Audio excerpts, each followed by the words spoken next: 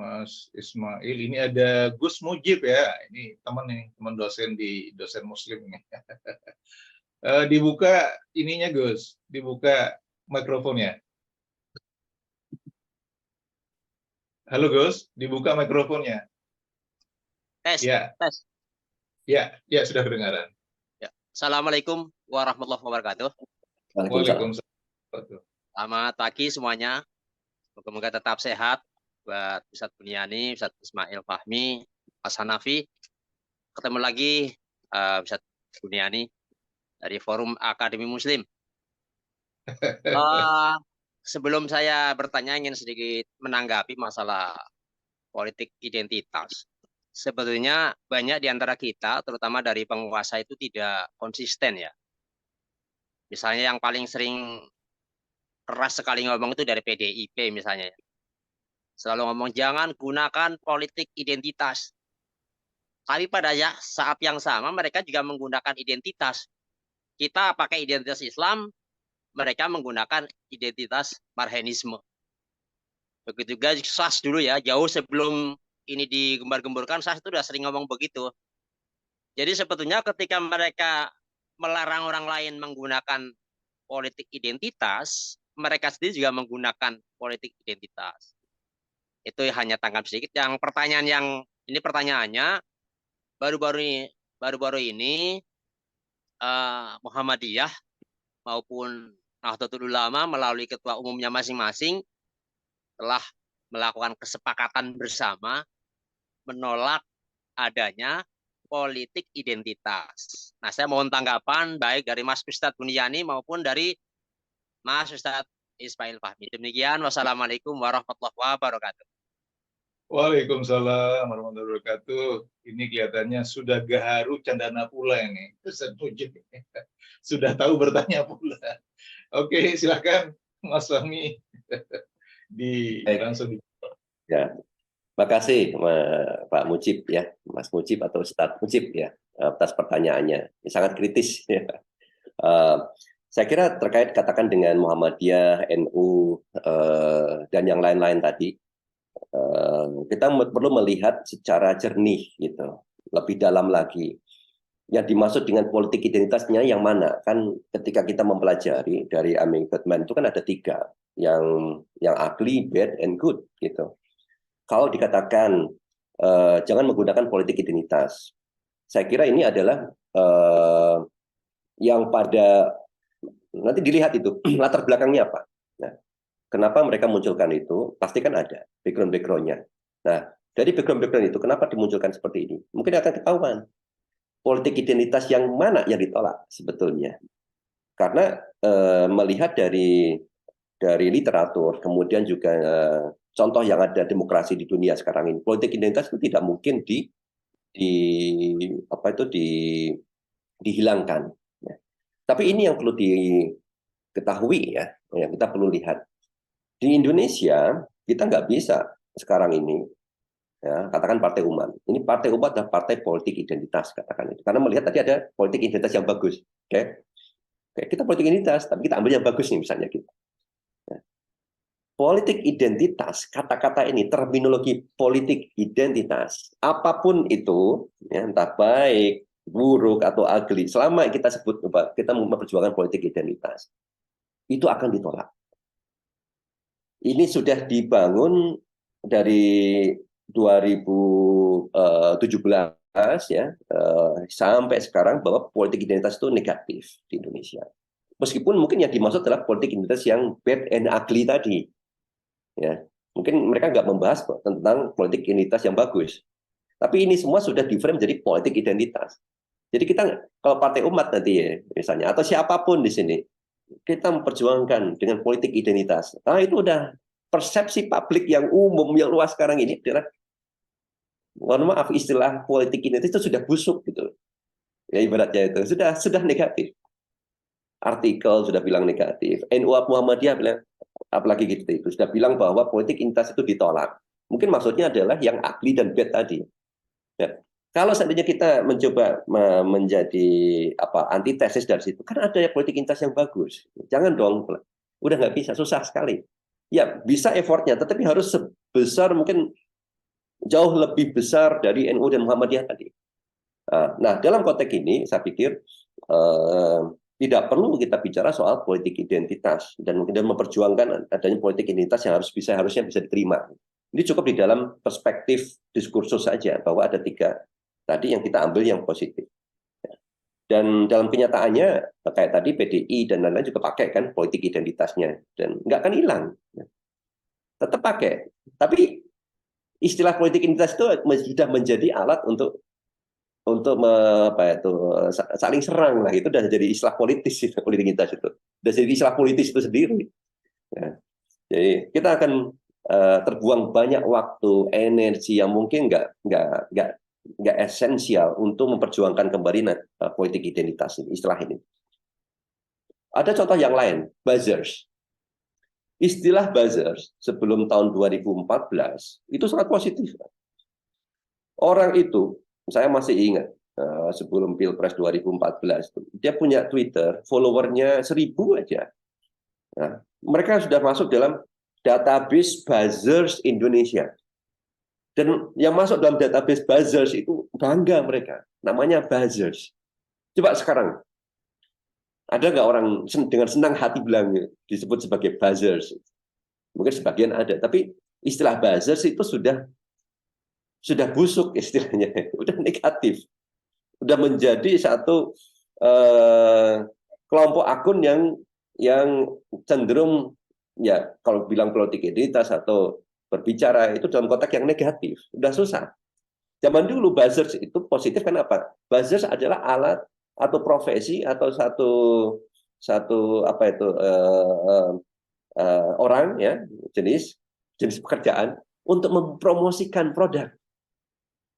Perusahaan-perusahaan pada nyari itu, dia nyari, oke, saya punya produk tertentu, saya mau promosikan di media sosial. Caranya gimana? Coba cari database buzzers. Nah, istilah sekarang itu lebih keren jadi influencers. Jadi buzzers itu equal sama influencers zaman dulu. Tapi sekarang istilah buzzer sudah rusak. Sama dengan istilah politik identitas tadi. Makanya kalau kita lihat sebagai akademisi, lebih dalam lagi, kata Amy Goodman tadi, ternyata ada 3 kategori, sebetulnya oke-oke saja. Tapi itu di dalam diskursus akademik seperti yang sekarang ini. Begitu kita keluarkan, oke, kita menggunakan politik identitas. Susah itu. Akan ditolak. Pemilih anak muda, mereka tahu mereka menggunakan politik identitas, tapi mereka nggak mau disebut mereka menggunakan politik identitas, nggak mau, karena sudah negatif istilahnya. Jadi mungkin di situ ya, ini kita bicara soal definisi, soal esensi secara akademik tadi, dan kita bicara soal bagaimana persepsi publik, persepsi di netizen, dan bahkan persepsi yang tadi NU dan Muhammadiyah tadi terkait dengan politik identitas yang sudah negatif. Secara akademik ada 3, ya, positif, negatif, dan yang bad tadi. Ya, kita maunya yang positif. Oke, go for it. Gitu. Tapi tidak lagi kita bisa selalu menyebut bahwa kita adalah partai politik identitas. Ini bisa melawan balik secara negatif karena persepsinya sudah negatif tadi. Mungkin demikian ya, Ustadz Mujib yang saya maksud tadi. Kalau mau di dalam lagi dilihat, pastinya dimaksud adalah politik identitas yang bad and ugly. Ya, pasti gitu ya, NU dan Muhammadiyah tadi yang kira-kira membuat masyarakat terpecah dan lain-lain. Politik identitas yang good, maka harus dijalankan. Tapi kan kita nggak bisa ngomong itu di publik, nggak bisa. Sekarang sudah politik identitas ya udah negatif aja. Semua politik identitas masuk dalam yang mungkin bad and ugly tadi. Mungkin demikian ya yang bisa saya sampaikan. Iya, ini menarik ini, Mas Ismail, sebetulnya mengenai ini ya politik identitas, begitu buruknya makna peyoratif yang melekat dalam istilah politik identitas sehingga itu orang-orang kelihatannya menolak gitu ya. Nah, ada datanya nggak, Mas? Itu kira-kira pernah ini nggak melihat persepsi di media sosial nggak kira-kira seberapa penolakannya itu, seberapa besar gitu? Kalau dari data saya belum bikin ya, tapi saya sendiri sudah saya diminta bicara berkali-kali ya tentang politik identitas di Lemhanas, kemudian juga Wantanas, kemudian di Partai Umat ini. dan dari berbagai forum itu dan yang lain-lainnya, hanya satu yang menempatkan politik identitas secara clear gitu, dalam konteks yang ingin diperjuangkan ya secara positif tadi, yaitu forum yang ini aja. Yang lain-lain ketika saya diminta bicara soal politik identitas itu dalam konteks politik identitas yang negatif tadi. Iya. Ya, itu dari saya data saja. Kemudian yang kedua, adanya contoh yang disampaikan Ustadz Mujib tadi ya tentang NU dan Muhammadiyah itu sudah merepresentasikan mayoritas umat Islam ya bagaimanapun, dan itu akan diikuti, nggak ada yang menolak di sana bahwa ada yang protes enggak, politik identitas kan masih perlu gitu, mereka tahu itu tapi nggak akan menolak. Persepsi mereka politik identitas yang dimaksud oleh NU dan Muhammadiyah adalah yang negatif tadi gitu. Jadi ini yang terjadi di realita. Dari data yang saya dapetin, narasi-narasi yang ada, kemudian definisi politik identitas yang selama ini saya lihat dan kemudian saya ikutin forum itu, rata-rata seperti itu. Negatif. Hanya di malam ini aja saya bicara politik identitas secara konteks positif, karena memang ada sisi positifnya. Iya. Baik, syukran jazilan. Mas Ismail, ini ada pertanyaan berikutnya, Bu Eis, sudah angkat tangan. Silakan Bu Eis, dibuka mikrofonnya. Halo Bu Eis. Ya, Assalamualaikum warahmatullahi wabarakatuh. Dibuka video biar kelihatan cantiknya Bu Eis. Terima kasih Pak Buni, lagi beraktivitas, jadi mohon maaf belum bisa membuka. Pak Ustadz, jadi kalau saya melihat ya, faktor penyebab politik identitas itu adanya pemahaman yang belum tuntas soal menjaga toleransi dan eksistensi tiap identitas dalam ruang politik di NKRI. Saya kira kalau semua diberi kesempatan dan toleransinya benar, politik identitas tidak akan muncul gitu. Nah, menurut saya tuh sering mengadakan pertemuan dengan beberapa teman-teman partai lain. Mereka banyak menyerang Partai Umat karena menggunakan politik identitas. Saya sudah jelaskan panjang lebar A sampai Z apa itu politik identitas versi Partai Umat dan sebagainya. Tapi memang Ustadz, karena memang pengertiannya berbeda, jadi memang tidak akan pernah ketemu. Yang dimasukkan politik identitas mereka kan bahwa ini ada mengandung sara gitu ya, membuat sebuah perpecahan gitu dan sebagainya. Saya jelaskan padahal bahwa politik identitas ini adalah sebuah aktualisasi diri untuk menunjukkan jati diri dari partai. Jadi sudah saya pikir untuk menjelaskan kepada partai-partai lain atau masyarakat agak susah. Jadi kira-kira apa ya Ustadz ya yang paling pas gitu loh, karena memang pengertian mereka dengan Partai Umat itu beda gitu tentang politik identitas. Mungkin Ustadz bisa memberikan keterangan apa sih yang supaya bisa mempaskan gitu loh apa yang disampaikan Partai Umat tentang politik identitas dengan yang dalam persepsi utamanya partai-partai atau juga masyarakat. Makasih Ustadz. Ya, langsung saja Mas Ismail. Nah, baik. Oke. Ini menarik kan jadinya ya. Sama seperti itu ya di chat ya. Ini dari Mas Ahmad Akhyar misalnya, itu sesuatu yang salah harus dikoreksi. Saya sepakat sih itu suatu salah dikoreksi. Tapi sekarang kan tinggal seberapa besar energi dan prioritas dari Partai Umat. Gitu. Ada perspektif, persepsi, definisi yang salah terkait dengan politik identitas. Sudah terlanjur busuk mengatakan itu. Sudah susah sekali untuk kemudian dibuat baik, yang betul. Kalau Partai Umat punya resource yang begitu besar, ya, punya waktu yang cukup banyak untuk memperbaiki makna dari politik identitas, dan go for it, gitu. Punya cukup banyak waktu enggak gitu. Ya. Karena akan menjelaskan seperti Bu Ais tadi kan sudah menjelaskan ke banyak sekali teman-teman dari partai yang lain. Dari segitu mungkin yang pernah mendengar penjelasan langsung, sebagian mungkin 50% oh ya sepakat betul gitu. Atau mungkin mereka udah nggak mau tahu, pokoknya itu udah bagaimanapun apapun itu udah negatif. Jadi effort, akhirnya kita harus effort kan. Nggak lagi kita fokus kepada topik kemudian program, problem, masalah yang mau di-solve, kita akhirnya fokus di definisi. Ya. Jadi kita nanti jadinya malah fokus habis energi kita itu di definisi, meluruskan definisi. Ya. Saya kira ini waste of time menurut saya ya, waste of energy. Untuk kemudian kita mendefine bahwa oke, ini kita menggunakan politik identitas yang seperti ini. Jadinya harus menjelaskan begitu banyak. Kalau menurut saya ya, kita nggak punya banyak waktu ya. Teman-teman nggak punya banyak waktu kalau mau memenangkan pilpres ke depan, pileg dan seterusnya, itu nggak banyak waktu. Jadi harusnya fokus kemudian di kita nggak bicara lagi soal politik identitas, tapi kita bicara lagi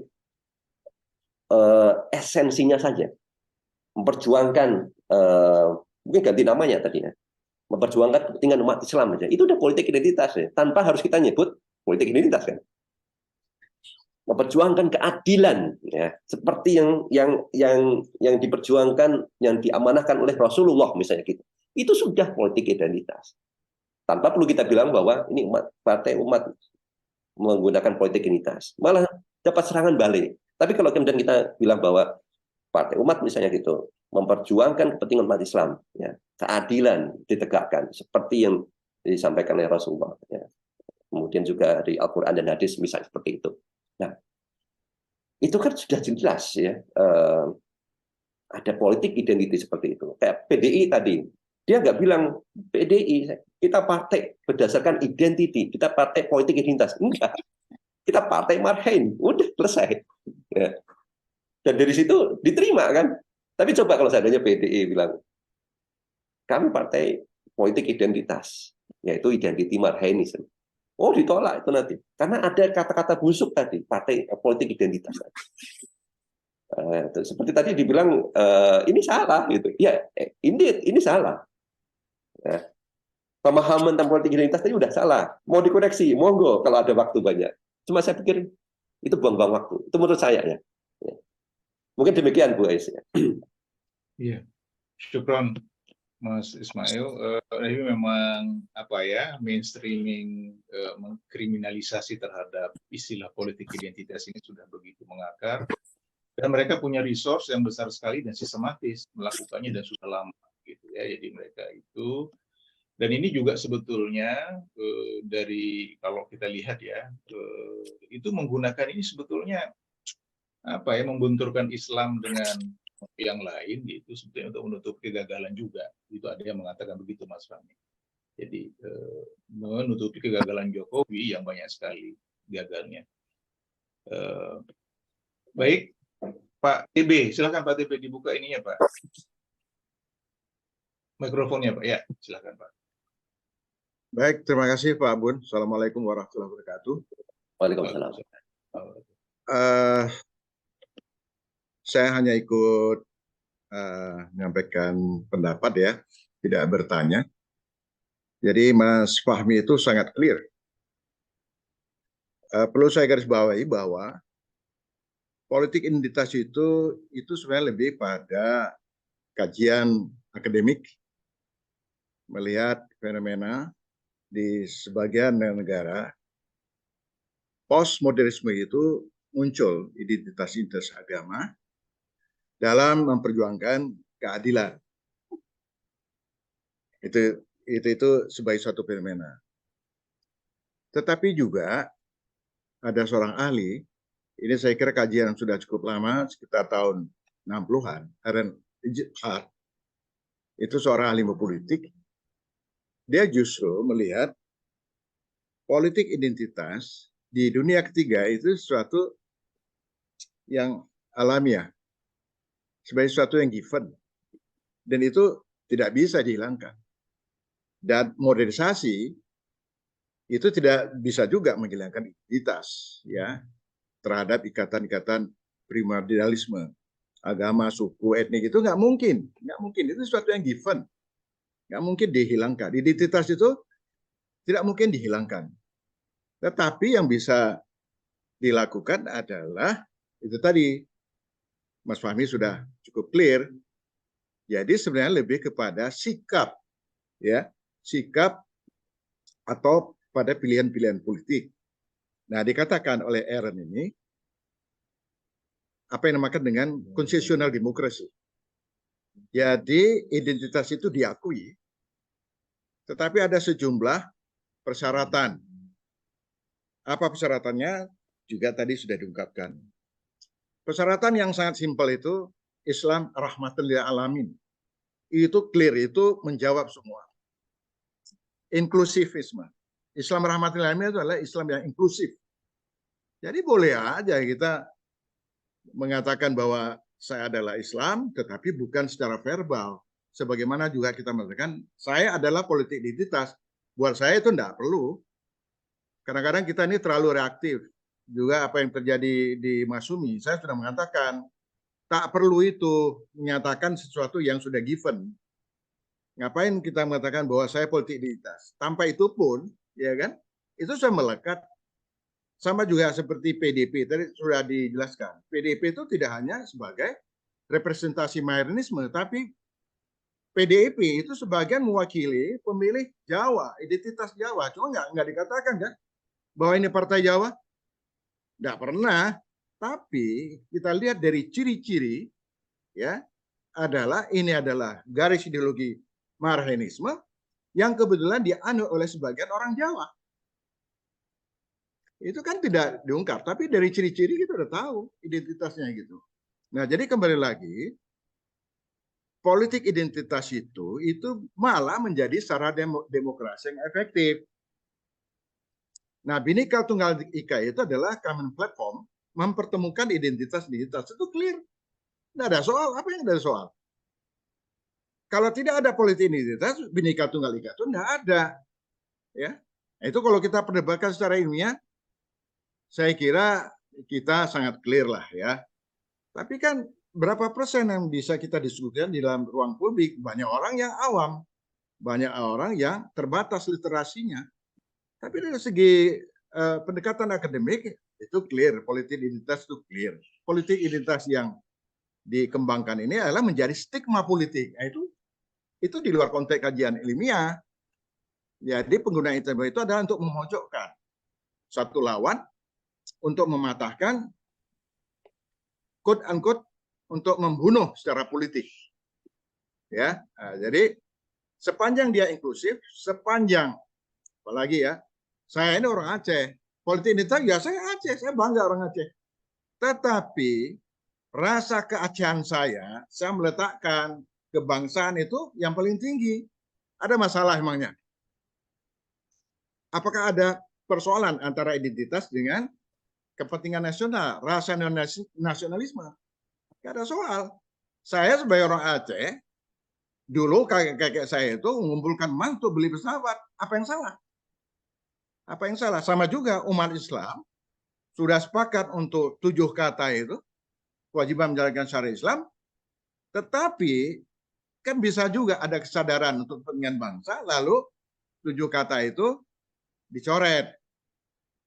Nah, itu saya bentuk sebagai suatu model demokrasi konsesional. Artinya, ikatan primordial atau politik identitas itu bisa menjadi sarana demokrasi yang efektif.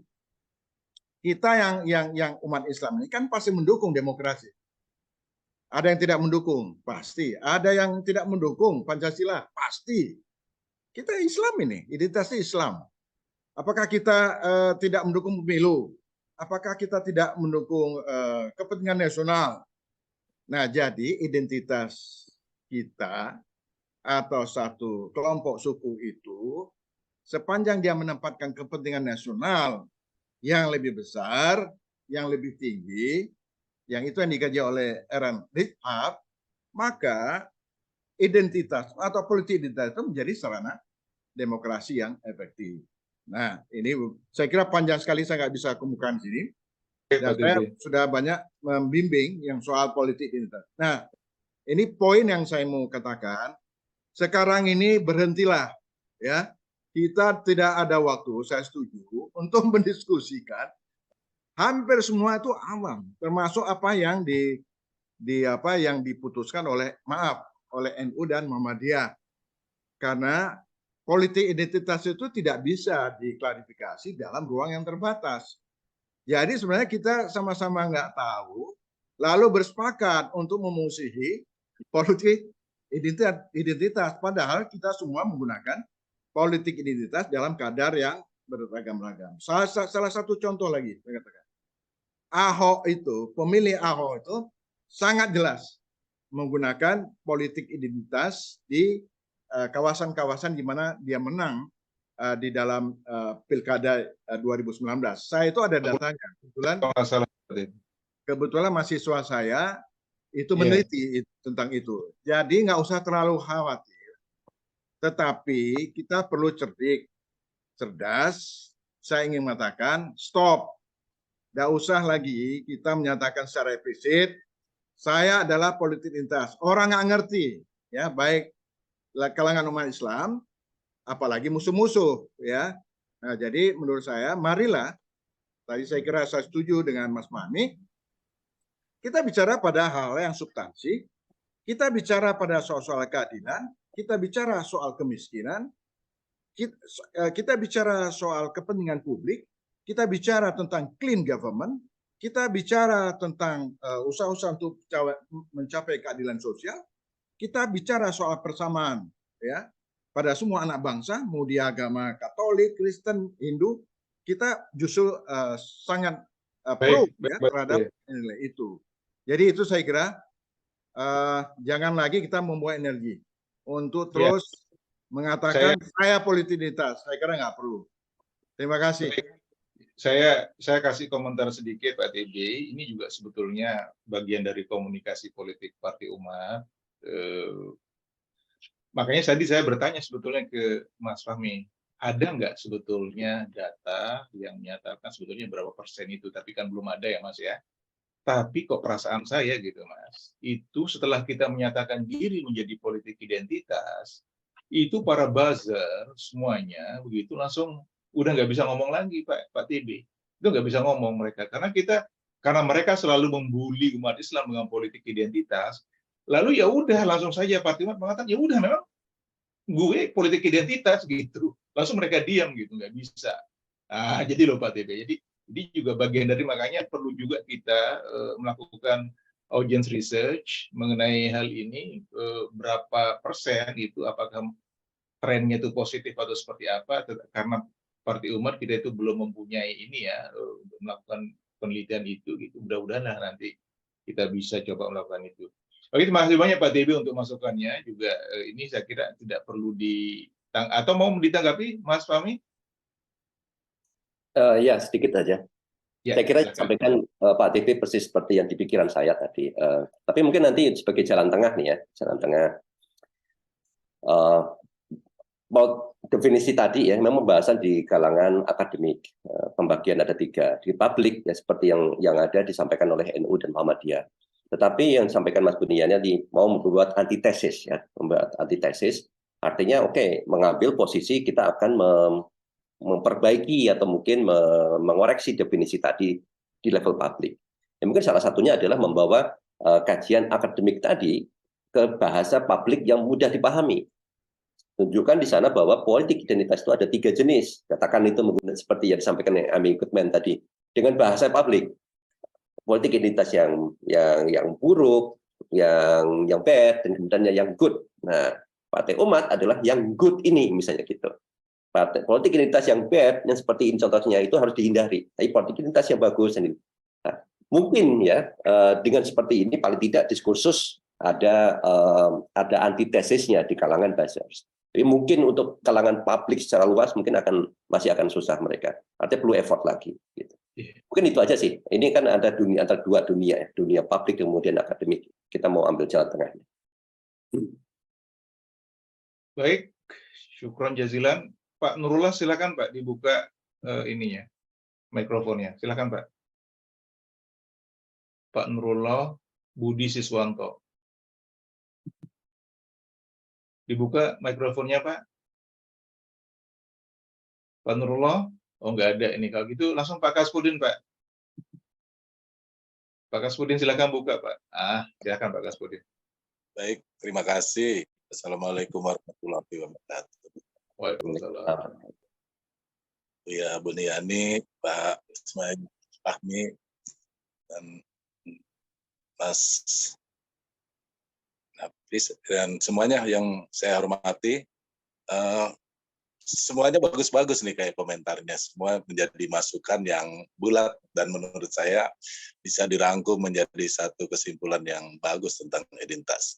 Saya cuma berpendapat tentang politik identitas itu perlu memang di mana-mana juga pakai identitas. Kalau tidak punya identitas tidak jelas akhirnya begitu. Tapi saya memang tertarik dengan identitas yang good tadi, gitu ya.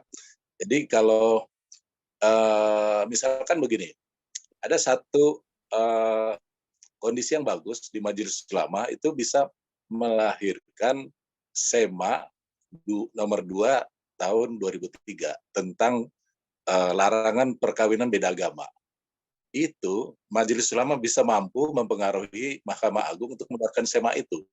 Selama ini perkawinan beda agama itu selalu ditolak dan selalu dianggap itu politik identitas umat Islam begitu. Tapi ada strategi baru di mana dikeluarkannya SEMA, inisiatif daripada Majelis Ulama, tapi didukung oleh peran forum kerukunan umat beragama. Dan ketika kajian atau pokja itu merangkum atau mengajak para pemuka agama gitu, sehingga akhirnya lahirlah itu SEMA yang berisi larangan perkawinan beda agama. Itu satu contoh.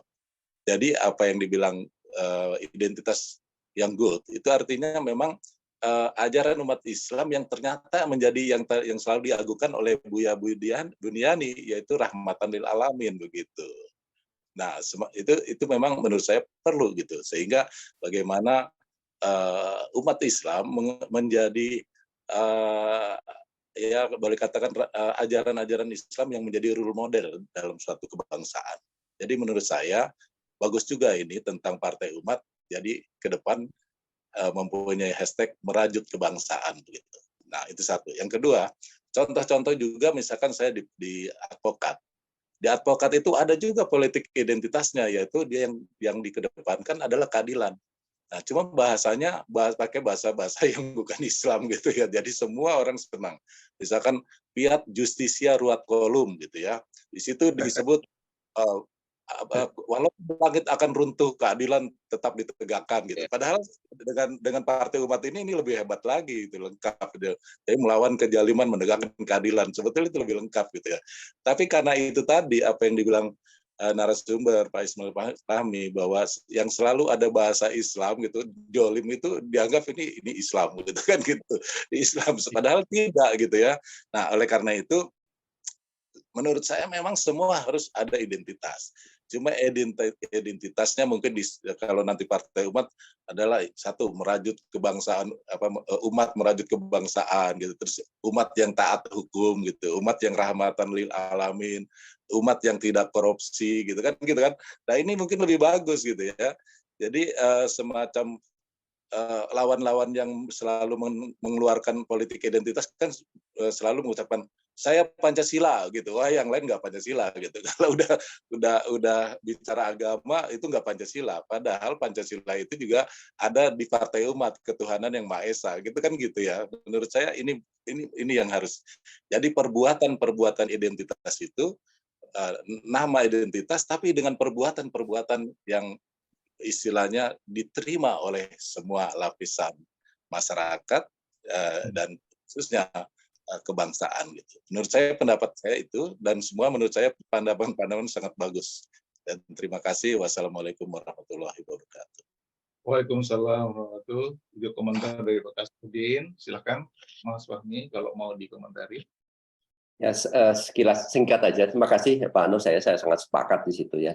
Jadi sebenarnya ada bahasa yang menjadi prinsip. Kemudian ada bahasa untuk publik.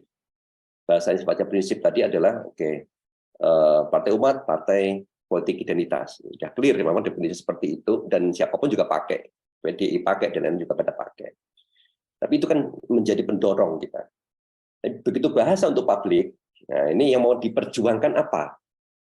Kita mau memperjuangkan terminologi politik identitas, atau memperjuangkan nilai yang diperjuangkan tadi di balik di balik politik identitas yang baik tadi, misalnya melawan kezoliman, menegakkan keadilan. Ini kan nilai yang harus kita perjuangkan.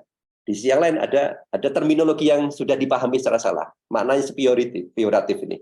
Ini termasuk dalam perjuangan enggak? Bahwa istilah politik identitas yang sudah busuk tadi, ini harus dibetulin. Itu butuh effort, betul. Mas Buniani dibilang ini butuh energi besar untuk memperjuangkan itu.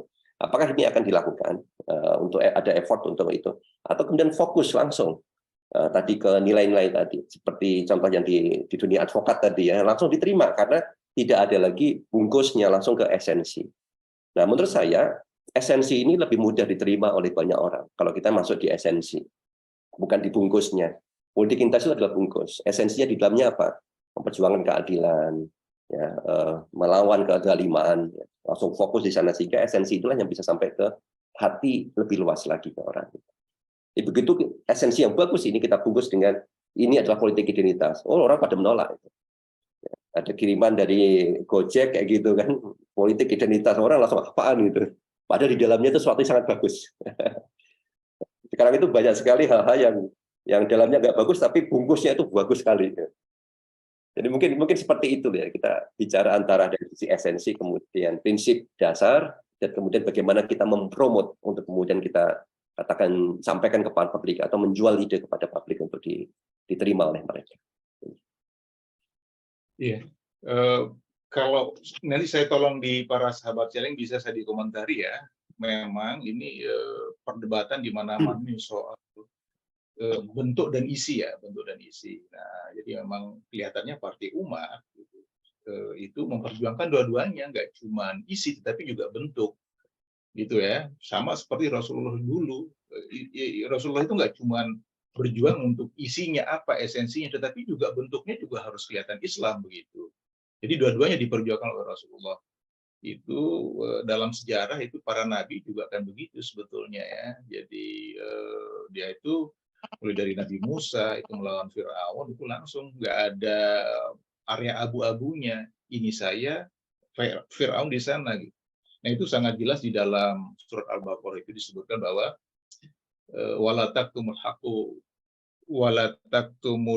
haqqu wa antum ta'lamun gitu ya. Jadi janganlah kamu itu mencampur adukkan antara yang batil dengan yang hak padahal engkau mengetahui yang gitu. Sebetulnya itu ayat untuk Bani Israel, tetapi kalau kita baca misalnya tafsir dari Ibnu Katsir itu tafsirnya itu bisa berarti untuk luas untuk semua. Jadi lihat Partai Umat memang nggak cuma berjuang untuk isi ya, tetapi juga bentuknya kalau bisa begitu ya. Misalnya apa tadi soal keadilan. Ya, soal keadilan nggak cuma harus isinya yang adil gitu ya, tetapi juga bungkusnya gitu ya. Kalau tidak berdasarkan pada pijakan yang jelas, gitu ya nanti tidak menjadi ibadah kalau untuk orang Islam. Kelihatannya begitu, Mas Fahmi. Jadi niat kita itu kalau bukan niat untuk beribadah kan nggak dapat pahala sebetulnya ya. Jadi nggak jelas itu mau kemana itu amalan kita. Apakah diterima oleh Allah Subhanahu Wa Taala atau tidak. Gitu. Nah, katakanlah kita mau beramal sekarang gitu, beramal, lalu niat kita bukan untuk ibadah, ya nggak dapat pahala. Gitu. Jadi memang itu harus dibungkus kulitnya bahwa kulitnya adalah kulit Islam dan isinya juga ibadahnya juga isinya adalah ibadah, kira-kira begitu. Nah ini yang terakhir, silakan ini Pak Bambino silakan dibuka ini yang terakhir ya, karena waktu kita sudah habis 5 menit lagi. Silakan dibuka ininya Pak. Ya. Assalamualaikum warahmatullahi wabarakatuh, Ustaz Buniani.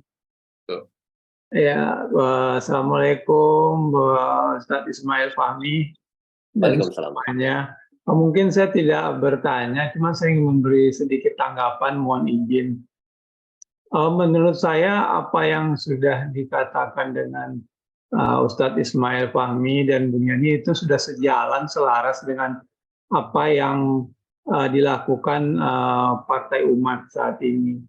Saya setuju kita menunjukkan identitas kita sebagaimana di zaman Rasulullah itu juga seperti Pak Ustadz Buniani tadi menyampaikan.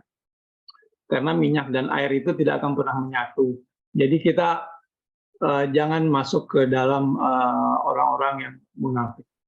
Jadi intinya saya sangat setuju dengan Partai Umat dan bagaimana kita mengcounter apa yang mereka katakan tentang Partai Umat, tentang mungkin bilang Partai Umat adalah partai akan mengubah NKRI atau seperti apa. Kita bagaimana mengcounter itu, mengimplementasikan di kehidupan kita dan di masyarakat bahwa Partai Umat tidak seperti yang mereka katakan.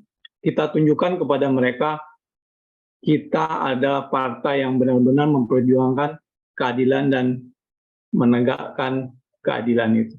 Terima kasih, mungkin itu dari saya, Ustadz Buniani. Mohon maaf semuanya kalau ada kata-kata yang salah.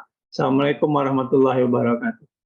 Waalaikumsalam warahmatullahi wabarakatuh. Terima kasih Mas Bambino ya. Ini insya Allah caleg kita dari Bekasi karena tanggapan, jadi nggak perlu Mas Fahmi ya, nggak perlu ditanggapi.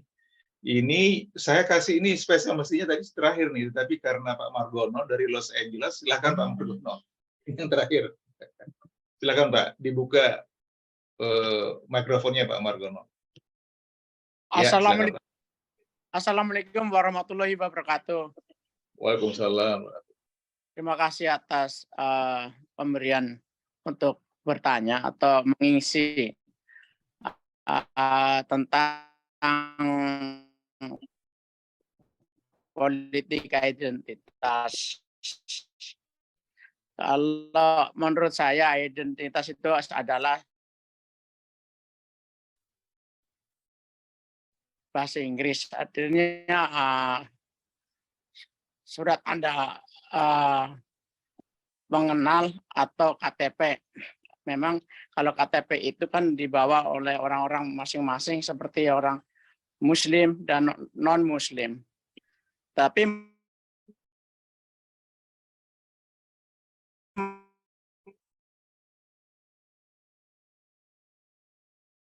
kelihatannya koneksi Pak Margono.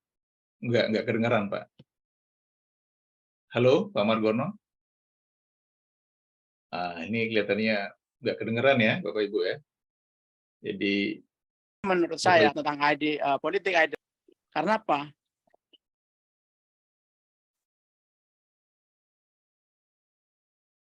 Oke, putus-putus Pak Margono. Baik, para sahabat, ini karena Pak Margono kelihatannya ini Pak koneksinya nggak bagus, jadi putus-putus nggak kedengeran sebagian besar. Jadi saya ulangi sekali lagi tadi ayatnya ya Bapak Ibu ya.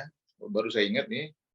Wala talbisul haqqa bil batil wa taktumul haqqa wa antum ta'lamun. Jadi janganlah engkau mencampur adukkan yang batil dan yang hak padahal engkau mengetahui. Nah, jadi jelas sekali kalau Islam itu yang mana yang putih, yang mana yang hitam itu jelas, nggak bisa dicampur.